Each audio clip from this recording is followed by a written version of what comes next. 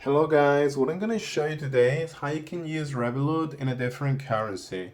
Revolut is a powerful tool for managing and spending money globally, and its main advantage is that you can use different accounts, allowing you to hold, exchange, and spend multiple currencies. Now, in order to actually use a different currency in your Revolut account, what you need to do is you need to go to the Revolut app in here. This is the mobile app. That's all going to work in the mobile app.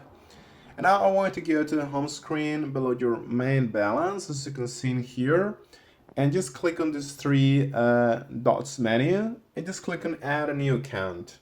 All right. Now you have to find the one that says basically currency account and click on that one. So just click on it and select your actual currency. Can be euros, can be dollars, whatever. And now a new account is going to appear on your home screen ready to be funded. So that's it, guys. Thank you so much.